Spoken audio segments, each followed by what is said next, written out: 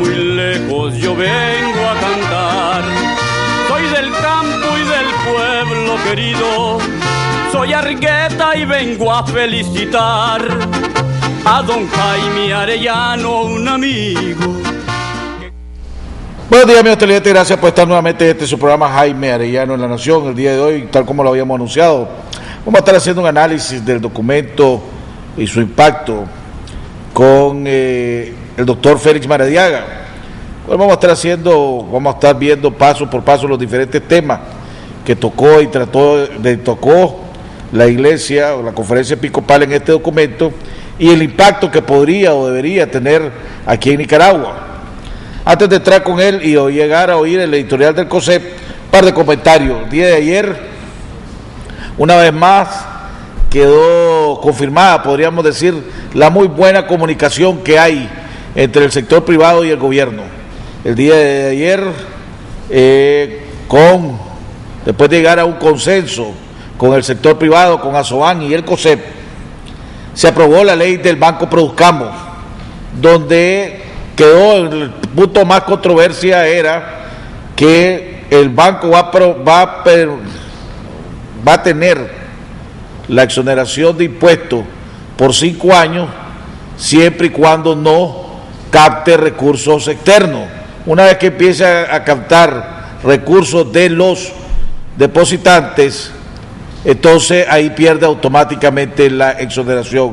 Ese era el punto más controversial que había, pero ayer, después de negociaciones entre ASOAN, con la intermediación del COSEP y el gobierno, se logró llegar a ese. Hoy hay una reunión importante entre el sector privado y el gobierno para ver qué medidas se pueden tomar para tratar de minimizar o reducir el impacto negativo que va a tener el fenómeno del niño.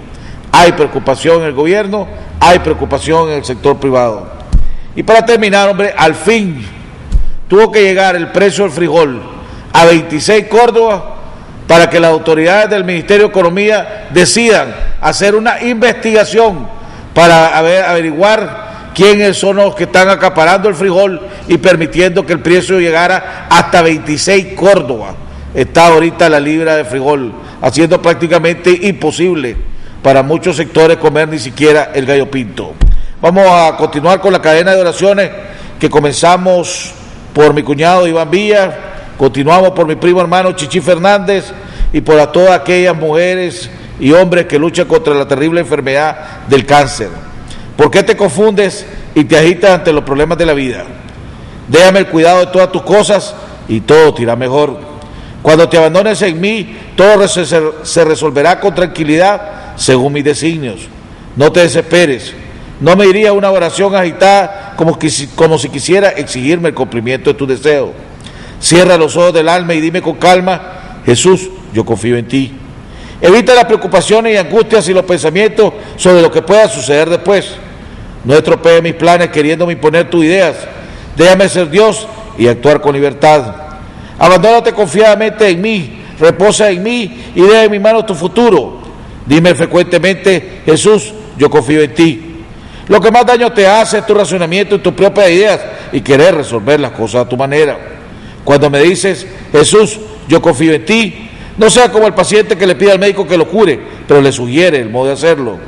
Déjate llevar en mis brazos divinos, no tengas miedo, yo te amo. Si crees que las cosas se empeoran o se complican a pesar de tu oración, sigue confiando. Cierra los ojos del alma y confía. Continúa diciéndome a toda hora: Jesús, yo confío en ti. Necesito las manos libres para poder obrar. No me ates con tus preocupaciones inútiles. Satanás quiere eso: agitarte, angustiarte, quitarte la paz. Confía solo en mí todas tus angustias y duerme tranquilamente. Dime siempre: Jesús, yo confío en ti, y verás grandes milagros. Te lo prometo por mi amor. Vamos a un cambio, a oír el editorial del COSEP y regresamos con nuestro invitado, el doctor Félix Maradiaga.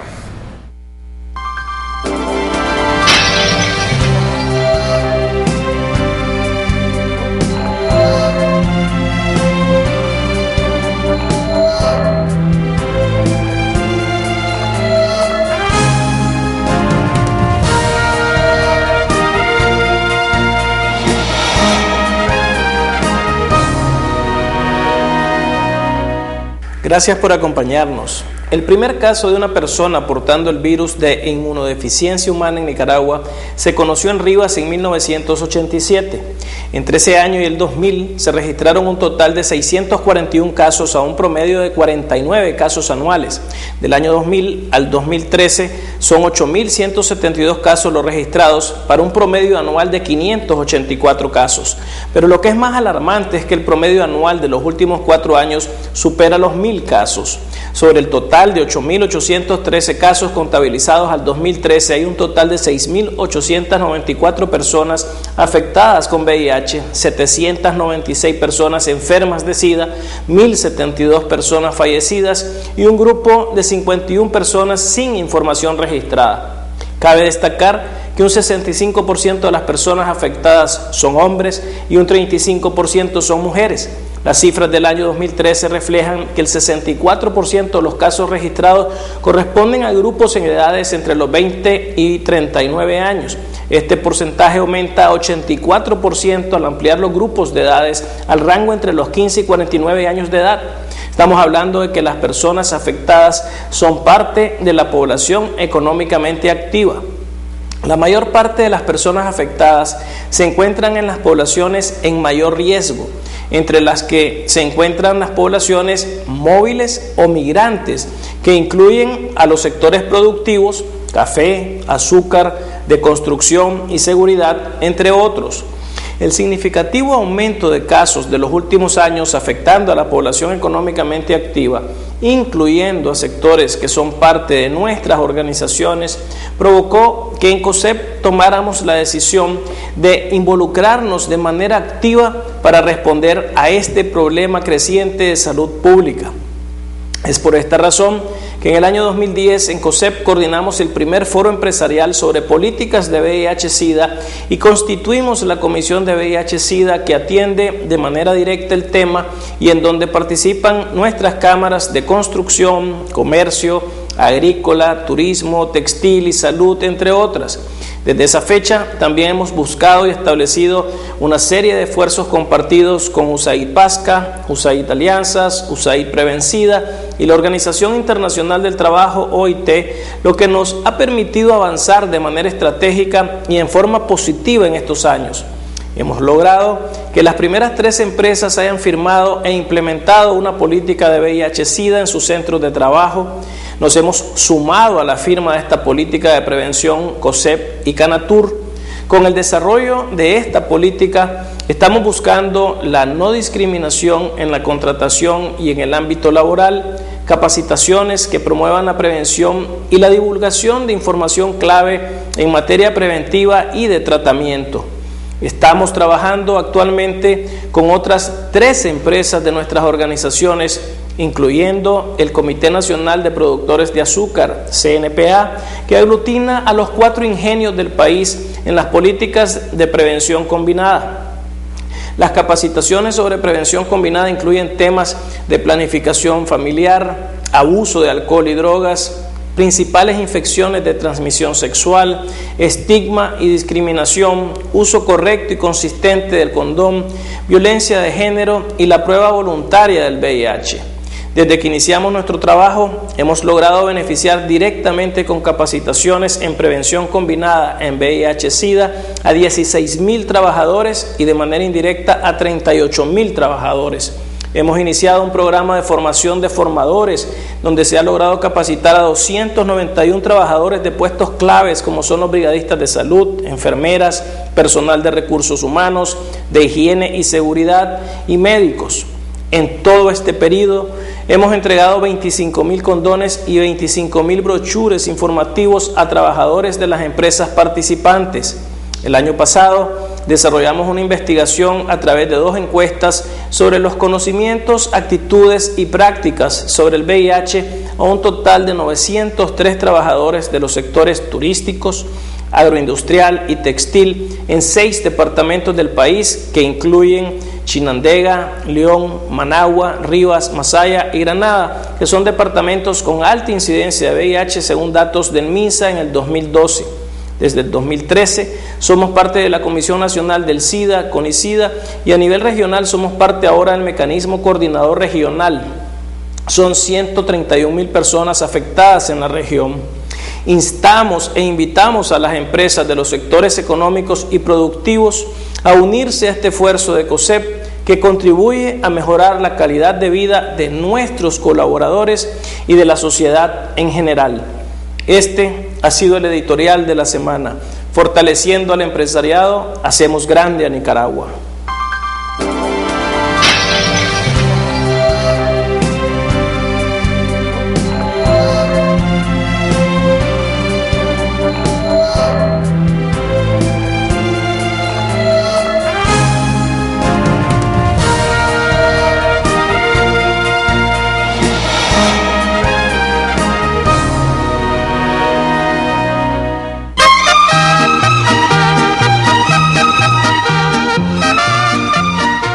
Para llegar alto, algunas personas eligen subir en globos aerostáticos. Otras prefieren los aviones. Pero quienes de verdad quieren llegar alto, buscan los cohetes espaciales. Y suben mucho más. Despega tú también con la cuenta de ahorro Suprema BDF y recibe hasta un 3% de interés anual por tus ahorros. Abrí hoy mismo tu cuenta de ahorro Suprema y llega tan alto como vos querrás. BDF, simplifícate. Aplican restricciones. Final del encuentro aquí en el estadio. ¿Qué te pasa? No va a pasar. Acaba de caer frente a Colombia por Bueno. Están igualando. Bueno, solamente eso me vas a decir. Aquí estoy sufriendo con un 5-0. En realidad no te importan mis sentimientos. Pero si se tratará de tus amigos. Ya te viene el Mundial. Vivilo al máximo. Recarga 200 córdobas en tus tiendas Movistar y llévate camisetas, balones o chinelas mundialistas. Movistar, compartida la vida es más. Yo aprendí el oficio de mis padres. Nosotros somos bien laboriosos y nos conocen bastante por la calidad de nuestro trabajo. Ahora nos buscan para dar consejo. Como dicen mis padres, cada problema tiene su solución. El agente Banpro llega donde nadie ha llegado. Podrás depositar, retirar o pagar servicios. Cuando más nos necesitas, estamos acá, siempre cerca. Agente Banpro. Invercasa Puesto de Bolsa presenta Fondos de Inversión Inmobiliarios. Un producto con increíbles rendimientos en dólares de entre un 6 y 8%. Los fondos de inversión inmobiliarios te dan la oportunidad de invertir en bienes inmuebles, cuya renta mensual generada en su 100% es dividida entre sus inversionistas. Abre hoy tu cuenta en Invercasa Puesto de Bolsa y obtén mejores rendimientos. Comprar medicamentos en Farmacias Kielsa te sale barato, barato, barato.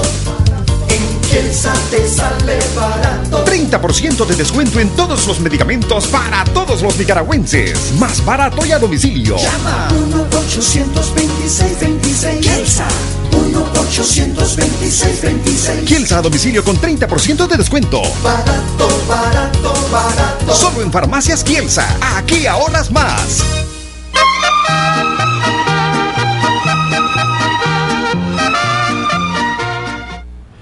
Bueno, mira, estamos de regreso con nuestro invitado de honor, Félix Maradiaga. Con él lo invitamos. Félix es alguien que ha hecho muchos análisis en Nicaragua alrededor de la situación política, la situación económica de este país, de una manera no partidaria, de una manera, diría yo, muy centrada. Sirve como asesor a empresas alrededor de diferentes temas, y lo invitamos para hacer un análisis sobre el documento que le presentó el gobierno a la conferencia episcopal al gobierno. Félix, bienvenido al programa. Gracias. Comentarios iniciales. Primero, agradecerte por la oportunidad que me das de a través de tu programa, que lo sigo de cerca siempre, de llegar a muchos hogares nicaragüenses, ¿verdad? Dentro y fuera del territorio, porque en internet se te ve muchísimo. Veo que eso es un éxito en las redes sociales también, cuando monitorean este programa. Muchas gracias. ¿Qué pensás del documento, hombre? Mira, yo lo resumiría casi que como un evangelio cívico, un documento propositivo. Es de lo mejor que he visto en cuanto a la búsqueda del consenso y a capturar con una sencillez muy bonita y con gran precisión una lista de los problemas centrales del país. Te confieso que yo estaba como católico preocupado de ver a mi iglesia interactuando con un gobierno en una situación como la que está pasando el país, en donde para nadie es secreto de que hay ausencia de diálogo, ¿verdad? Y ver a la iglesia siendo la primera tomando ese paso, a algunos católicos nos preocupaba, así que me sumé a las oraciones que invitó la conferencia. Y después de ver el resultado, centralmente este documento, yo quedé como ciudadano en primer lugar sumamente satisfecho. Creo que el documento trasciende por muchísimo las expectativas. Creo que además cumplió una labor esencial de echar a andar un proceso. Pertenezco al grupo de optimistas, he escuchado opiniones distintas, pero yo creo que este documento va a tener repercusión importante, ¿verdad? Lo veo casi como un esquema de un plan de nación. Creo que es un documento que no le habla solo al gobierno de Nicaragua, creo que es un documento que nos habla a todos los nicaragüenses y que le habla con una voz también muy, muy firme a la clase política nicaragüense en general. Habían los, he visto la reacción de los simpatizantes del Frente Sandinista, o medios simpatizantes del Frente Sandinista, que han dicho este es un documento que los partidos políticos se lo entregaron a los sacerdotes para que los sacerdotes se lo entregaran al gobierno. Este es un documento que solo ataca al gobierno. A ese comentario, ¿tiene razón? ¿No tiene razón? No tiene ninguna razón, y creo que quien afirma eso solamente puede ser alguien que no ha leído el documento. Yo invito a que las personas que tienen acceso a él lo puedan leer, está disponible ampliamente, ¿verdad? El documento es bastante propositivo en el sentido que sin abandonar la voz firme, y como decíamos, señor Báez, sin dejar de llamar a las cosas por su nombre, también hace un recuento de las cosas positivas. El documento está enteramente basado, o diría que basado casi en toda su esencia, en las cartas pastorales, la carta de la Conferencia Episcopal, y esas cartas, como vos recordarás, iniciaron, por ejemplo, en el 2007, coincidieron con una etapa del gobierno en el que había mucho optimismo. Es decir, la Iglesia Católica en los primeros meses del gobierno del comandante Ortega le dan un voto de confianza, y ellos recuerdan esa sí, primera carta pastoral de la época del primer año de gobierno del comandante Ortega, digamos. Antes de entrar al documento, que haga tu análisis del documento, voy a hablar de los primeros años. La Iglesia, la Conferencia Episcopal viene 7 años solicitándole un diálogo o una reunión al gobierno. Este diálogo se da por el nombramiento de Monseñor Brenes como Cardenal Brenes. Si no se hubiera dado ese nombramiento, ¿se estaría dando este diálogo o no se estaría dando este diálogo? Por tu análisis que haces de la trayectoria, de cómo ha venido el país, cómo se ha venido comportando el gobierno. Esto se debe al reconocimiento que le dio el Papa al Cardenal Brenes nombrándolo cardenal. Mira, yo creo que sin lugar a duda el nombramiento el arzobispo de Managua, actual cardenal Brenes, sin lugar a duda pesó en la decisión del diálogo, de este encuentro, no quise llamarle diálogo, de este encuentro. Sin embargo, creo que desde la perspectiva del gobierno, desde la perspectiva del partido de gobierno, la Iglesia Católica se ha venido constituyendo en una fuerza sumamente relevante con la que en algún momento había que sentarse. Entonces yo creo que sí estaba, independientemente del nombramiento en los planes, me parece que el gobierno venía esperando desde su perspectiva lo que consideraban el momento oportuno, y quizás no querían hacer coincidir este encuentro sin que se hubiesen dado las elecciones de cargos antes, ¿verdad? ¿Por qué ahorita hiciste el comentario, cuando diste diálogo, diste no, este encuentro, cuando el mismo cardenal Brenes, ayer o antier, si no me equivoco, dando declaraciones el domingo, dijo, sí hubo diálogo, nosotros hablamos, el presidente habló, nosotros intercambiamos puntos de vista, él nos contestó, entonces sí hubo diálogo, dice. Porque es que la misma iglesia inclusive comenzó primero diálogo, después que era un conversatorio y terminó definiéndolo al fin, antes de que se diera como un encuentro. ¿Cuál es la diferencia? ¿Algún tipo de mensaje que lo que significa o el significado que entre ese encuentro y diálogo? Mira, yo hago la diferencia más con el propósito de no perder de vista que aquí todavía hace falta un diálogo nacional. Entonces creo que es importante hacer la diferencia entre este encuentro, que no hay ningún problema en llamarle diálogo, ¿verdad? Pero creo que por asuntos quizás no tanto de formalidad o de forma, sino con la idea de estar siempre señalando la necesidad de un diálogo nacional, hacer esa diferencia. Me parece a mí de que, bueno, y no solamente porque así opino, sino porque los mismos obispos lo han dicho, esto en ningún momento sustituye a un diálogo nacional, nunca tuvo el propósito, ni lo es, de ser un encuentro con fines políticos para pedir concesiones para la Iglesia, y el documento concluye con un claro llamado al diálogo nacional. Yo creo que es importante, para no perder de vista ese paso esencial que está haciendo falta y que la sociedad nicaragüense lo necesita, que le conviene a todos los nicaragüenses, incluyendo al mismo partido de gobierno, sí hace falta un diálogo nacional. Bueno, vamos a toquemos que algo que yo lo he dicho en este programa, que yo no estoy de acuerdo en eso, dependiendo cómo me definas, cómo vas a definir qué diálogo nacional.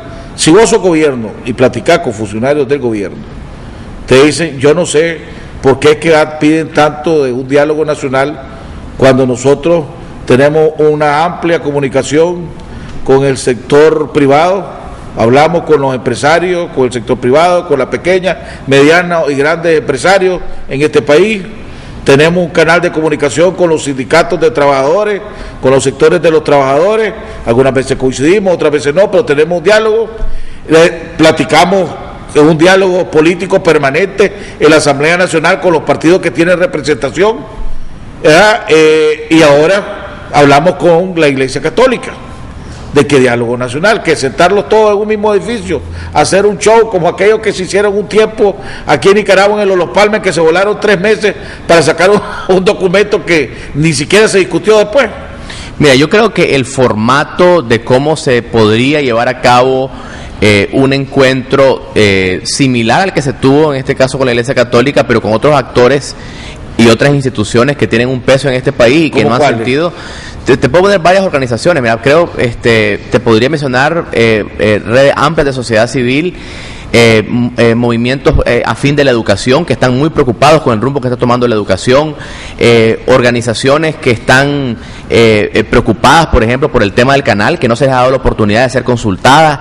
Te puedo mencionar un número de organizaciones de gremiales y de campesinos de la zona de Bozaguas que están preocupadísimos porque el gobierno le ha dado la espalda, por ejemplo, a la extracción de la madera en la parte de la reserva. Te puedo hablar, por ejemplo, de grupos de jóvenes. Estaría hablando de diálogos sectoriales, dependiendo del tema, pues. Pero mira, antes de esa parte yo quiero señalar una cosa que es bien importante. El formato de cómo se lleva a cabo ese encuentro, yo creo que es secundario realmente. Yo creo que cuando hablamos de diálogo nacional hablamos más de una actitud, hablamos más de un comportamiento de apertura que se espera de un gobierno que está haciendo bien las cosas, porque hay que decirlo, en muchos ámbitos, pero que en el ámbito de escuchar a partes que no coinciden todavía hay una agenda pendiente. Y también en esa parte creo que se deben incluir a los partidos políticos, pero en la parte de partidos políticos sí yo haría una acotación bien importante, y es el hecho de que antes de que los partidos políticos que se consideran de oposición o los movimientos políticos que se consideran de oposición, antes de que empujen hacia un diálogo o hacia un proceso de intercambios o de búsqueda de consensos, como le queramos llamar, ellos mismos tienen que encontrar mecanismos para encontrar consensos dentro de la misma oposición.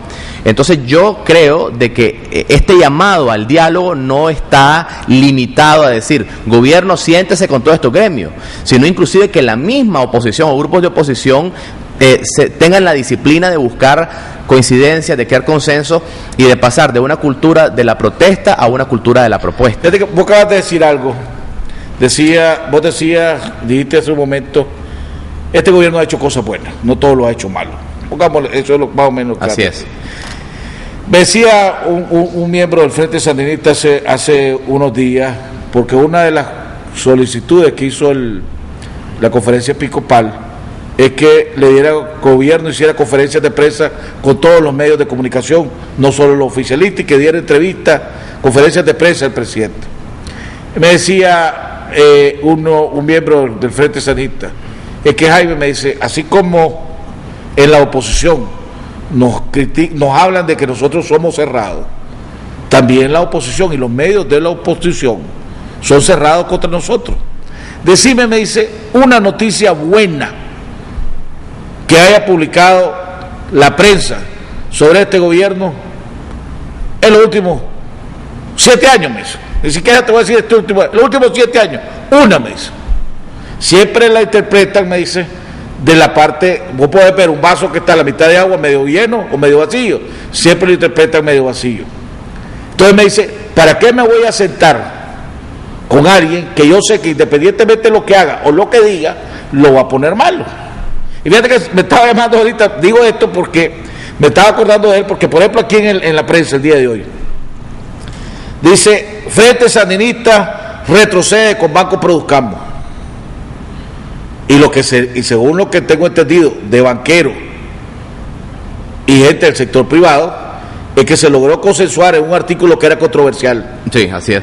Todo podrías decir, Frente o gobierno llega a consenso sobre ley Produzcamos, no, pero lo pones de una manera en que lo enfocas negativo. Entonces, si de este lado no hay también voluntad de tratar de buscar cómo llegar a ser más o menos correcto, no sé cuál es la palabra, decimos una palabra de una manera ecuánime, exactamente, nunca va a haber, pues, o sea, de los dos lados, o estoy equivocado. No diría que estás equivocado, pero sí creo que hay que hacer una diferencia de la interacción, de la búsqueda de consenso que se espera, por ejemplo, de un gobierno con los partidos políticos de oposición, de un gobierno con sociedad civil o gremios independientes y de un gobierno con la prensa. Creo que son 3 espacios distintos y no hay que generar una regla para los 3. O sea, soy más explícito con el tema de la prensa. Yo creo que es un asunto de actitud y es un asunto ideológico de cómo un gobierno se siente cómodo o no con medios independientes, por muy críticos que sean. Creo que en esencia el rol de los medios de comunicación ciertamente es informar, pero es preferible un medio crítico que un medio dócil. No, yo estoy claro. Entonces, pero ese balance, y no solo hablo de los medios de comunicación, porque si vos te vas a los partidos políticos, en la asamblea, volviendo sobre este mismo tema, sí, todos los diputados de la oposición votaron en contra ayer de esta reforma a la ley,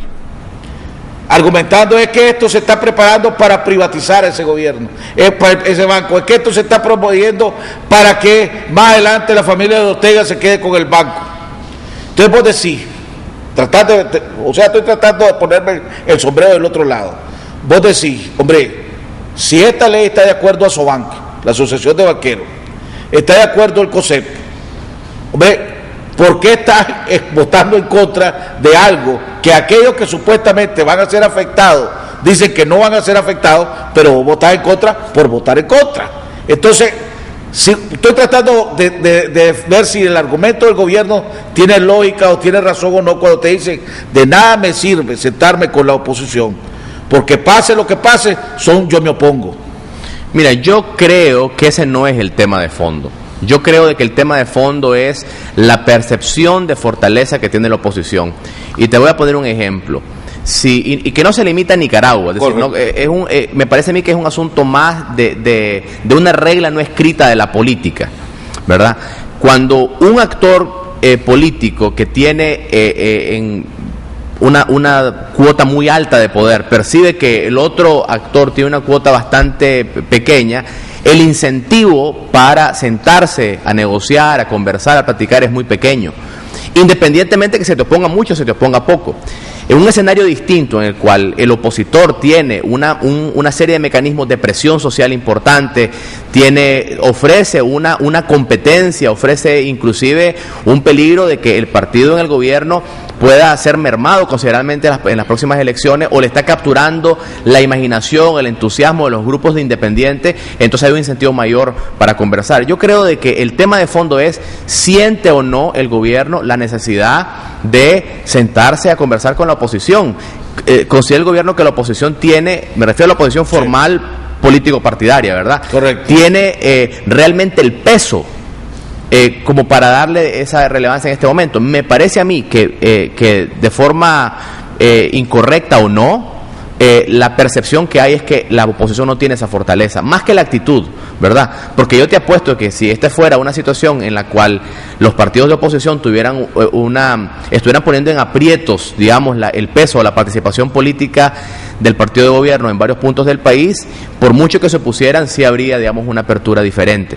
Por eso creo que para provocar el diálogo, regreso a la carta, al documento de los obispos, también este es un documento que le habla a los partidos de oposición, sí, que tienen que empezar a generar propuestas que puedan calar más en la opinión pública, tienen que a reinventarse en muchos casos como partidos con un trabajo de base mucho más arduo para crear el incentivo, como decía yo, del encuentro o el diálogo, como le llamemos, con el gobierno.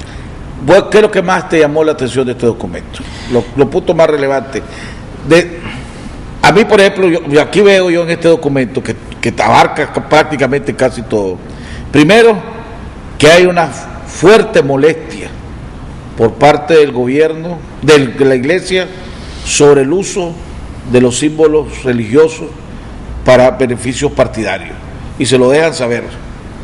Que hay una fuerte molestia porque a través de dádivas han querido dividir a la iglesia y se lo dejan saber ahí. Sí. Hay una fuerte molestia a través de la injerencia en los gabinetes de familia y se lo dejan saber. O sea, pero vos de un análisis de todo, ¿qué es lo que más te llamó, los puntos que más? El documento toca, como decía vos, 6 temas: familia, grandes problemas sociales, derechos humanos, relación entre el trabajo evangelizador de la iglesia y algunos obstáculos que la iglesia ve a ese trabajo evangelizador por parte del gobierno, ciertos aspectos problemáticos de la costa atlántica y el problema institucional. Personalmente me gustó de forma transversal, digamos, el tono del documento, que hace un recuento muy acucioso de las cosas que preocupan. Me parece que no se podía incluir la totalidad de todos los problemas nacionales, pero aquellos de mayor peso, y que el documento en sí se constituye en una suerte de esquema de plan de nación. Me parece que para lo que yo sugería, es decir, la búsqueda de consensos primero entre los partidos de oposición, en vez de estar esperando, vamos a ver si el comandante Ortega responde o no. Este ya es un documento que le da tarea a un montón de movimientos políticos, de partidos, de organizaciones cívicas, de empezar a trabajar sobre la base de este documento como un esquema. Entonces, lo que más me llamó la atención es esa lógica con que fue preparado. Luego, temáticamente, me parece de que resume, como no he visto antes, el tema de la problemática institucional, ¿verdad? Poniendo el tema en relieve y haciendo un llamado a lo que vos has señalado varias veces en este programa, pues que sin repensar el sistema electoral va a ser muy difícil hacer una recuperación de la institucionalidad. Y natural. Déjame hacerte una pregunta en ese. Vos que sos y venís estudiando muy de cerca y ha hecho muchos análisis políticos en este país. Decía Oscar René Vargas el día lunes que él tenía información de que este documento ya lo conocía el gobierno, de alguna manera u otra, con la red de espionaje o de información ya lo tenía, y que el discurso del presidente Ortega que dio en la celebración del nacimiento de Sandino, donde tocó el tema de que ya los electos en el Consejo Supremo Electoral están electos. Este consejo fue bueno para declarar a otros presidentes y no tuvieron problemas, y cuando nos declaran a nosotros ganadores, ahí tienen el problema. Si quieren cambio, ganen las elecciones, saquen los votos y cámbienlo ustedes. Dice, según Carrené, que ese ya el presidente le estaba contestando por adelantado a la conferencia episcopal. Pero aún así, la conferencia lo mantuvo y fue una de las 2 solicitudes. En un país donde vivimos prácticamente con una gobernabilidad tranquila, no está ingobernable, no hay gente en la calle, no hay protesta, no hay violencia, etcétera, ¿tendrá alguna influencia en ese punto poder que el gobierno diga, hombre, hay que cambiar esto? Mira, yo creo de que la gran fortaleza del documento es que es un documento que no está redactado con candados, es decir, no está diciendo cambie esto y si no, no hay nada, es decir, está dando una lista bastante amplia. Yo creo que el comandante Ortega va a responder a este documento, no creo que va a responder en todos los puntos, y creo que sin lugar a dudas en la parte institucional y concretamente en la parte electoral es en donde menos cambios podemos esperar. Yo creo que de forma pragmática eso hay que decirlo, pero la ventaja del documento... Pero la Iglesia le está diciendo que en el 2016, si no hay cambio, las elecciones no van a ser transparentes. Eso se lo dejó bien claro en el documento. Como te digo, la bola está en la cancha del gobierno en el sentido que se presentó un documento y yo creo de que va a haber respuestas en algunos temas. Habría que esperarse sin apresurar a ver en cuáles de esos temas va a haber, digamos, respuesta o no.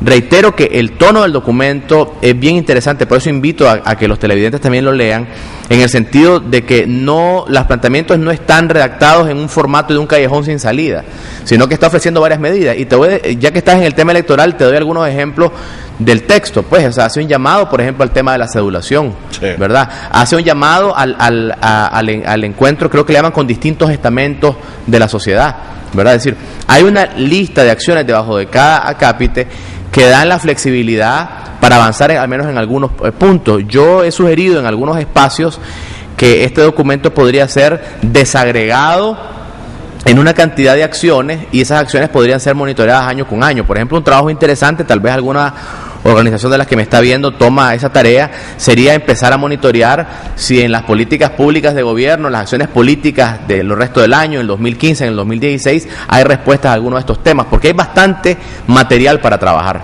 ¿verdad? Hay bastante de dónde tomar compromisos.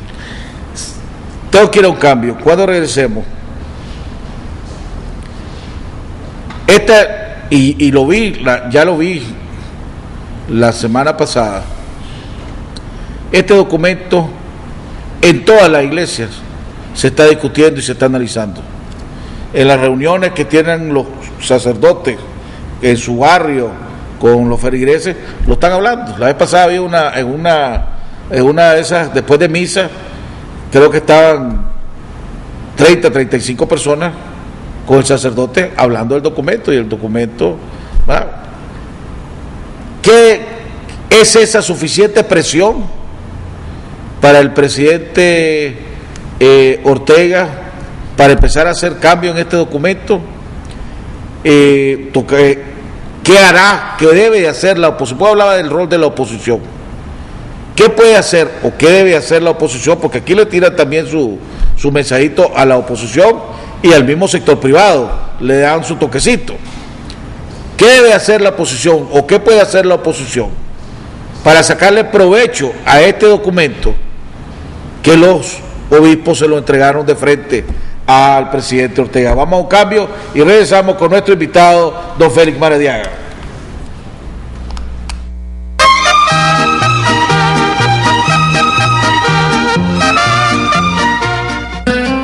Agroalfa, enriquecemos tus cultivos, venta de agroquímicos, fertilizantes, equipos y veterinaria. Visítenos en nuestras 9 sucursales: Chinandega, León, Huigalpa, Sébaco, Estelí, Jinotega, Matagalpa, Malacatoya, Casa Matriz en Managua, Semáforos Guanacaste 150 metros al sur. Edificio Agroalfa. Teléfonos 2341-2165, 2266-0188. Para más y más cosechar, solo productos Agroalfa debes aplicar. Agroalfa, enriquecemos tus cultivos.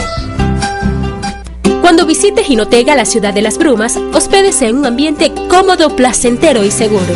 Hospédese en la estancia de Don Francisco, convenientemente ubicados en el centro de Jinotega, con habitaciones con caja de seguridad, Wi-Fi, cable TV, bar, baño privado con agua caliente y desayuno incluido. Si desea conocer los alrededores, le ayudamos a organizar su excursión. Siéntase como en casa. Estancia de Don Francisco. Reservaciones al 2782-2309 o visite nuestra página en internet estanciadedonfrancisco.com.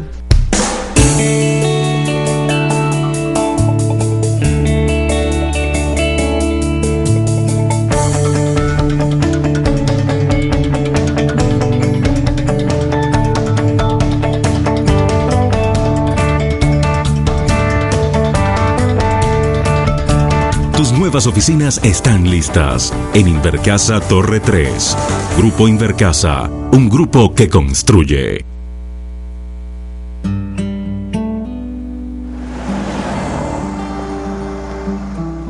La totalmente nueva Nissan Pathfinder está equipada con todo lo que esperas en un vehículo para 7 pasajeros. Pero tiene algo que nadie espera: independencia. Es darle la posibilidad a 7 personas de compartir el mismo camino, pero escoger su propio viaje. Totalmente nueva Nissan Pathfinder. Independencia en cada viaje. Nissan Innovation that excites. Mantente informado todo el día en cualquier lugar. Así lo hacen casi 4 millones de visitantes a nuestro sitio web, con transmisión en vivo las 24 horas del día, con un amplio archivo de notas y videos. También puedes seguirnos en Facebook y Twitter y suscribirte a nuestro boletín electrónico Cuarto Poder, para que cada día tengas en tu correo un resumen ejecutivo de las principales noticias del día. Suscribirse es fácil. En la página principal de canal15.com.ni ingresa tu correo electrónico. Inmediatamente recibirás una notificación, dale a aceptar y listo. Recuerde, somos 100% noticias, con primicias a toda hora.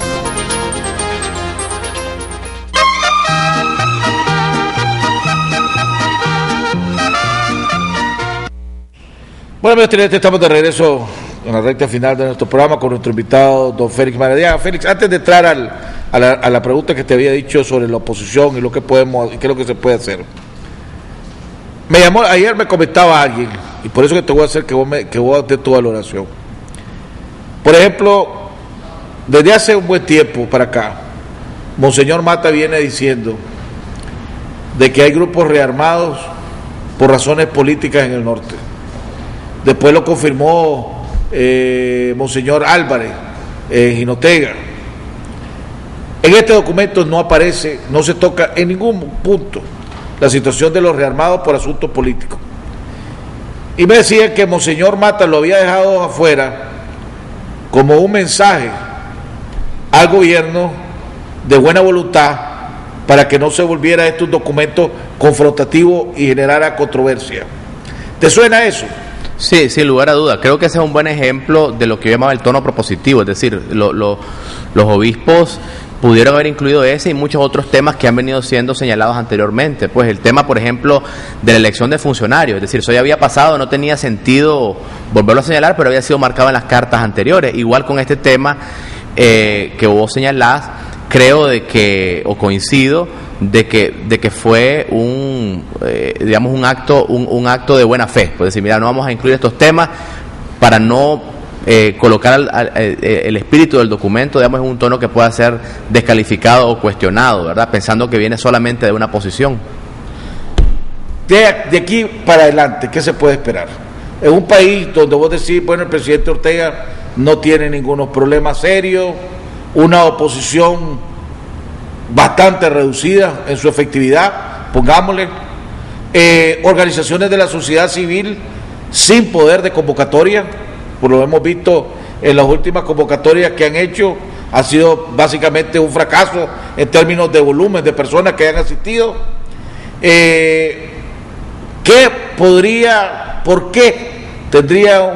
qué incentivo tendría el presidente Ortega para empezar a aceptar estas recomendaciones y estos señalamientos que le hace la Iglesia? Bueno, en primer lugar creo que hay que dimensionar de forma correcta el espíritu del documento y lo que el documento apunta, ¿verdad? Esperar de que el documento sea un elemento que dispare, digamos, un proceso de cambio político radical en el corto plazo, es otorgarle al documento un propósito que no lo tiene. Es un documento esencialmente pastoral, y cuando se dice pastoral no se refiere que es un documento que va a predicar el evangelio, ¿verdad?, de Jesucristo únicamente, sino el rol del pastor en una sociedad moderna es aconsejar al ciudadano sobre su vida cívica, también sobre su comportamiento público y su comportamiento privado. Y es un documento que me parece a mí de no ser tomado en cuenta por el gobierno y tendría un costo político considerable. Entonces yo sí creo que van a haber respuestas en algunas partes. En segundo lugar, considero, como te decía en la intervención anterior, que el documento tiene bastante material de trabajo en muchos otros ámbitos, inclusive en algunos de los cuales hay bastante coincidencia. Fíjate que en la parte, por ejemplo, de problemas sociales, yo creo de que hay una agenda pendiente de forma considerable. Se mencionó el tema de la distribución del ingreso, la problemática alrededor de del desempleo, el costo de la vida, la pobre atención médica en hospitales y centros de salud, la urgencia de políticas de salud más eficaces y coordinadas. Hay cuestiones concretas que se pueden hacer, la problemática, por ejemplo, de donaciones considerables de medicamentos que han sido obstaculizadas en las aduanas. Entonces, cuando vos ves el documento, ves que hay bastante material para que un gobierno con voluntad de responder, que creo que en algunos temas lo va a hacer, no esperemos que se camine con celeridad en todo ello. Esa es una parte de la reflexión. La segunda es qué puede hacer la oposición. Y yo decía hace poco que los obispos no pueden ni deben hacer el trabajo de los políticos. Es decir, la clase política nicaragüense tiene su propia labor y su propia tarea. Y no me corresponde a mí estar señalando cuáles, ¿verdad? Pero como ciudadano, yo esperaría, no solamente del partido de gobierno, sino que lo mismo que se le demanda al partido de gobierno, también a los partidos de oposición. Es decir, una búsqueda de soluciones para problemas nacionales con una actitud propositiva, una apertura democrática interna, una incorporación en sus bases de jóvenes y de mujeres, una modernización de sus plataformas políticas. O sea, hay una tarea larga sobre la cual podríamos hacer un programa solo en ese tema. Sin embargo, en el contexto concreto del documento, yo te decía en la pausa que el documento ofrece, por ejemplo, la posibilidad de desmenuzarse o de desagregarse en una cantidad de acciones, y sobre esas acciones como partidos políticos o movimientos políticos hacerse la pregunta, ok, en este tema señalamos que el gobierno o los obispos han señalado que se va mal, ¿cuál sería la alternativa? ¿Cuál sería la propuesta? ¿Cuál sería la política pública complementaria o alternativa que podríamos nosotros impulsar? ¿Cuál sería la iniciativa de ley que se propone? ¿Qué reformas se podrían hacer? O sea, se puede hacer casi que un plan de gobierno o una propuesta de gobierno sobre la base de este documento. En este documento se habla de que un país no puede crecer si no hay una verdadera institucionalidad. Aquí hay sectores que creen que la institucionalidad la puedes dejar a un lado y el país va a seguir funcionando económicamente bien, pongámoslo. Hay sectores que vaticinan tiempos difíciles económicamente para Nicaragua. Una caída prácticamente del apoyo venezolano para Nicaragua, problemas serios con los Estados Unidos en el sector del maní, por ejemplo, los puros, la falta de productividad que no hemos logrado ir mejorando en Nicaragua. Vos ves que todos esos factores, conociendo y estudiando al presidente Ortega como lo ha estudiado, lo esté tomando en cuenta el presidente Ortega y tenga que ver algo con ese llamado que él hizo también en la celebración del natalicio de Sandino, cuando digo, hago un llamado a todos los sectores para que nos unamos, hagamos un esfuerzo en conjunto, elaboremos planes a mediano, corto y largo plazo, porque para poder crecer realmente, a como debemos de crecer, al 7 y al 8%, ¿ves voluntad o no ves voluntad? Mira, veo mucha habilidad, en primer lugar, mucha habilidad, y creo que la primera expresión de habilidad y visión de largo plazo que yo vi fue cuando, por ejemplo, el Banco Central anunció en los primeros meses del 2007 que no iban a haber variaciones ni en la política monetaria del país ni en los grandes parámetros de política económica.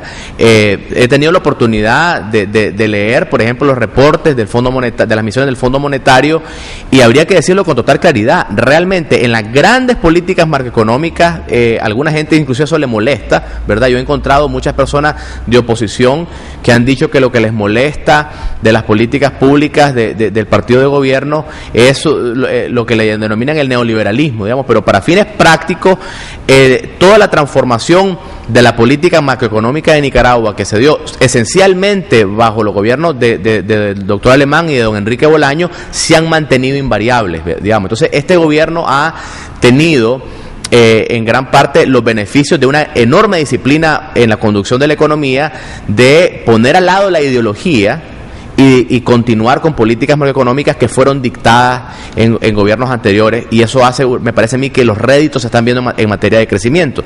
Entonces, volviendo, digamos, a tu pregunta, yo veo de que hay una serie de medidas que están preparando al país para una eventual crisis, no como las quisiéramos ver. Creo que se podría hacer una mejor labor en ese aspecto, pero concretamente veo, por ejemplo, para dar un caso ilustrativo muy claro, que la enorme dependencia que se tiene de Venezuela se ha venido mermando de forma considerable en el ámbito de algunos programas sociales que han sido migrados al presupuesto general de la República, con la expectativa de que en el eventual caso de que en Venezuela pase algo y se corten esos recursos, estos programas puedan continuar a través del soporte presupuestario del país. Cuando vos ves esas acciones concretas, eso solo te indica una cosa, que realmente hay una visión de largo plazo para evitar esta situación. ¿Se podrían hacer las cosas mejores? Por supuesto que se podrían hacer mejores, pero sí creo que se están tomando algunas medidas preventivas. Aquí hay, en la parte económica, muy pocas quejas. Tal vez hay señalamientos de corrupción, que hay mucha corrupción, que hay mucho control familiar, etcétera. Lo que sí hay un enorme o un control total del presidente Ortega sobre todos los poderes del Estado. Me decía alguien ayer, el Frente Sandinista tiene un gran debate. O gobierna bajo la filosofía de Tomás Borges, cuando antes del difunto Tomás Borges, que decía: el Frente Sandinista tiene que hacer lo que tenga que hacer, pase lo que pase, diga lo que diga, cueste lo que cueste, pero el poder no lo perdemos. O sigue o gobierna jugándosela, tratando de ser lo más democrático posible. ¿Cuál de los dos es más sostenible? ¿Cuál vos crees que va a ser el camino que agarre el presidente Ortega de acuerdo a nuestra realidad? Mira, yo creo que para todo observador acucioso del desempeño político del partido de gobierno en el contexto actual y en el pasado reciente, ha estado bien claro cuál va a ser el rumbo. Sí, yo creo de que nadie puede decir que les ha tomado por sorpresa las reformas que ha impulsado el partido de gobierno, que les ha tomado por sorpresa la forma en que se ha conducido los poderes del Estado y la forma en que el partido de gobierno viene ocupando otros espacios, digamos, más allá del poder ejecutivo. Yo lo tenía claro y estoy seguro que vos también. Entonces, obviamente, la pregunta es: si hay claridad sobre cuál es la ruta que está tomando el partido de gobierno, ¿cuáles pueden ser las medidas alternativas?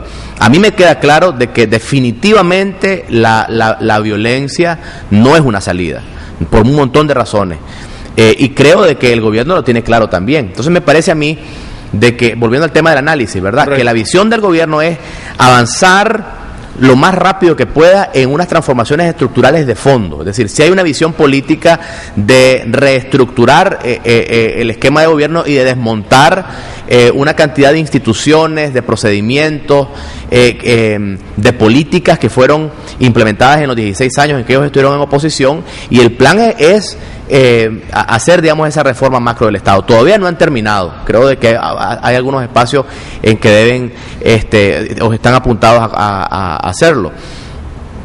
Me parece a mí que hay salidas, definitivamente creo que hay. El problema es que ninguna de esas salidas, Jaime, es a corto plazo, y la primera actitud que debería haber de quienes están, digamos, trabajando en la oposición es realmente comprender de que la labor de contrapeso no va a ser una labor que va a dar resultados automáticos en la que hay que empezar ya. Por eso yo regreso a este documento, porque creo que este documento pone sobre la mesa una serie de problemáticas que trascienden el aspecto estrictamente político partidario, que trascienden los temas que mucho se ha hablado acá del tema electoral, y pone sobre la mesa la preocupación del hambre, la preocupación del desempleo, y también hace un cuestionamiento a todos los sectores de la población, incluyendo a la empresa privada, incluyendo a los partidos de oposición, que cuáles son las propuestas o las contrapropuestas para generar alternativas. ¿Qué puede hacer la oposición para mejorar su posición, para ayudar a recapacitar al presidente Ortega, pongámosle, en el rumbo autoritario que lleva, de acuerdo a algunos, incluyendo el documento de la Iglesia, le señala que va camino a un gobierno demasiado autoritario que ya ha tenido consecuencias en años anteriores con otros gobiernos. ¿Qué puede hacer la oposición?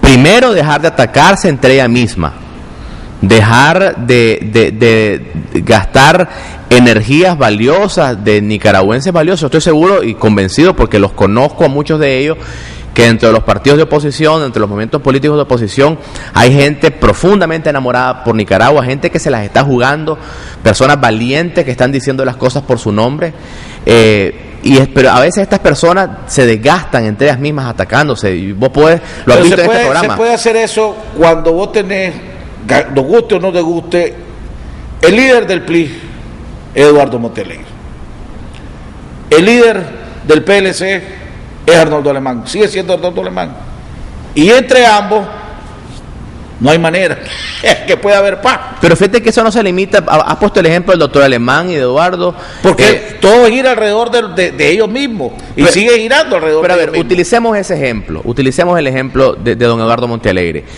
Muchas personas en Nicaragua están en su derecho de señalar el trabajo de Eduardo Montealegre, de no tener simpatías hacia su persona, pero yo no veo a otros políticos liberales del peso, digamos, de Eduardo, haciendo el trabajo que él ha estado haciendo durante años. Entonces, a veces lo que veo es una serie de señalamientos, inclusive de gente que podría estar colaborando. El otro día, me reservo el nombre por discreción, estoy hablando con un importante líder emergente de los liberales, miembro del PLI, y yo le hacía una observación muy cariñosa. Yo le decía: mira, tenés un potencial político importante, pero no podés invertir tus energías en estar atacando a la gente de tu propio partido. Pero me preguntabas, ¿qué puede hacer la oposición? Yo digo, buscar la unidad, dejar de atacarse entre ellos mismos y empezar a entusiasmar a la población, y especialmente a los independientes, con alternativas que a la gente le parezcan interesantes. Es más, yo creo que Eduardo fue uno de los ganadores,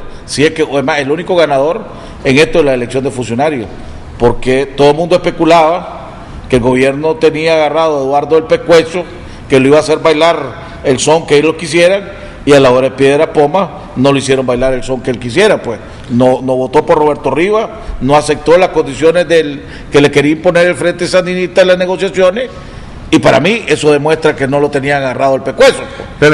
Pero hay un llamamiento, por ejemplo, de César Zamora, y ya ha estado en estos días, que dice: hay que dejar a Eduardo negociar. La gente de su círculo tiene que dejar a Eduardo negociar. Alguien que ha estado promoviendo desde el sector privado la unión de los liberales, que es lo que vos has dicho, hay que unirse. No, y no solo los liberales. Cuando dice César Zamora, hay que dejar a Eduardo sentarse a negociar. ¿Vos estás de acuerdo con eso? Que no lo han dejado a Eduardo, círculo de su partido, sentarse a negociar. ¿Y es lo que más conviene a Nicaragua, sentarse a negociar, o no es lo que más conviene? Mira, siendo responsable en mis opiniones, te confieso que no conozco las interioridades del PLI, no sé si fueron sus allegados los que no lo dejaron negociar, sí, o no te podría decir eso, ¿verdad? Lo que sí te puedo decir es que lamento una serie de actitudes en las cuales personas que deberían estar contribuyendo y que tienen mucho que aportar, invierten sus energías en estar saboteando o criticando el trabajo que hacen otros políticos que deberían ser sus aliados. Te pongo un ejemplo sencillo: es como estar en un partido de básquetbol con un territorio difícil, contra un contrincante que es de primera división, profesional, con las reglas del juego contra vos, y tener a tus mismos jugadores ahí dándote codazos que en las costillas, ¿verdad? Entonces yo sí creo de que hay un importantísimo llamado a la unidad. Hay muchas cosas que se pueden hacer, desde la conformación de una mesa de unidad, empezar a trabajar en un reglamento de elecciones primarias interpartidarias. Yo he sugerido en varios programas, por ejemplo, que una cosa que se puede hacer es conformar una comisión técnica no le vemos notables, ¿verdad? Pero de especialistas que sean como un consejo electoral alternativo para elecciones interpartidarias de la oposición, y quienes integren esa comisión firmen un documento público que digan que no van a ser candidatos a nada, ¿verdad? Hay cosas que se pueden hacer. Para unas elecciones primarias clave, decimos, para la unidad. Yo creo de que esa ya es una tarea, y creo que este documento preparado por los obispos es una suerte de evangelio cívico, es un esquema, un esqueleto estructural o intelectual sobre el cual se pueden empezar a plantear alternativas. La política sin propuesta es una política que está condenada al fracaso. La política sin el trabajo de base es una política vacía, y la política sin la búsqueda de consenso es una política del pasado, y creo que la oposición puede hacer muchísimo en la búsqueda de esa unidad. El sector privado, última pregunta. Sector privado tiene una línea de comunicación fuerte con el gobierno, le golpea la mesa en algunas ocasiones al gobierno. Ahora la iglesia viene, parece que ya estableció una línea de comunicación con la iglesia. Creo que doña Rosario Murillo hablaba inclusive de que había que formar comisiones de seguimiento junto con la conferencia episcopal para este documento, pero ella no puede sustituir a los partidos políticos. Los partidos se han autoexcluido de asumir su rol, o es que el gobierno, mientras no demuestre que ellos tienen fuerza, los va a seguir teniendo fuera del reconocimiento que se merecen. Mira, yo creo de que no hay que poner las cosas también en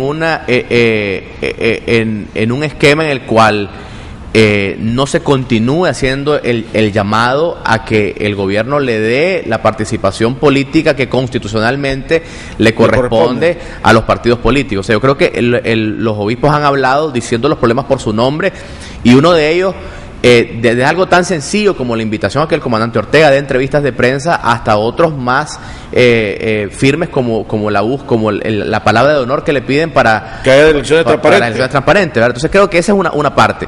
Pero ahora, vos señalabas el tema del sector privado.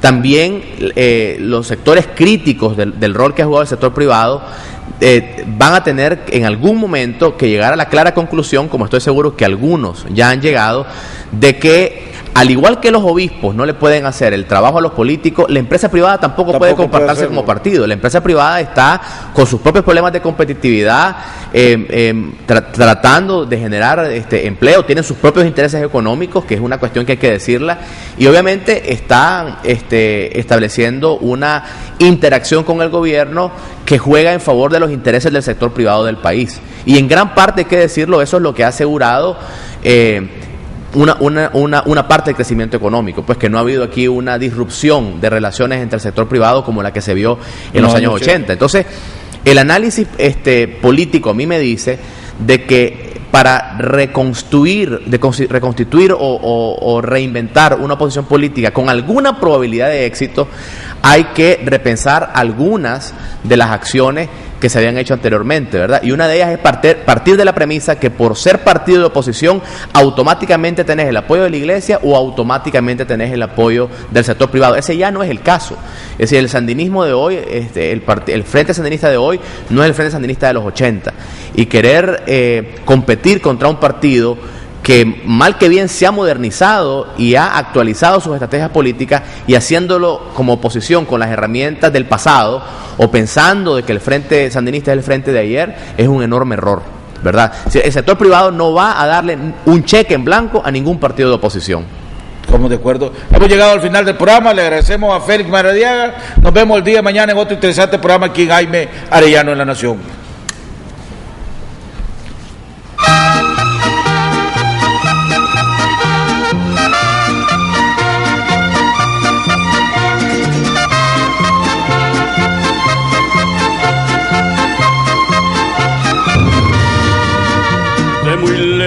Yo vengo a cantar, soy del campo y del pueblo querido, soy Argueta y vengo a felicitar a don Jaime Arellano, un amigo.